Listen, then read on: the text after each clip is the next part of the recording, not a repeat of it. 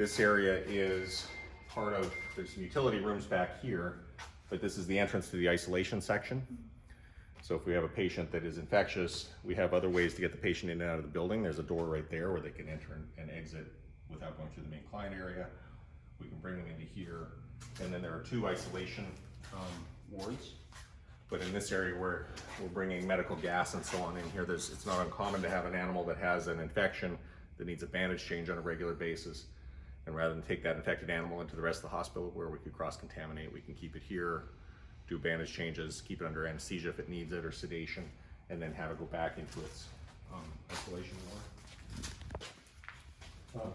So there are 2 rooms here for isolation that have sinks, patient cages, and a run area. So a bigger dog we can have in this run area here, so it has all this space.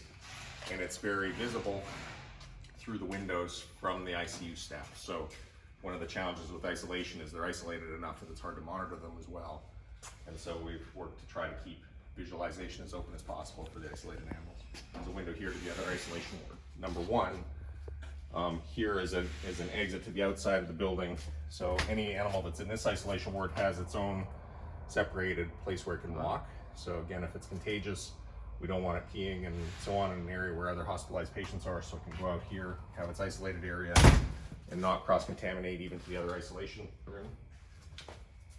This door here allows us to have a vestibule or an antechamber to the isolation room. And what that allows is the staff member can come in here, close the door, change garments, wash hands in the sink and so on, change footwear before going into the actual room where the contagious animal is. Okay. And so this is another isolation ward. Most of the time this door will be closed. It's just there so that we have some free flow if we need it, and we could expand into that area if we needed. And then again, there'll be patient runs and patient cages in here, and as much visualization into the ICU as possible. In fact, the isolation room, which is usually kind of the darkest, most back area of the hospital, can actually see the trees from here. So it's not, even though they're isolated, they actually get some natural light all the way through.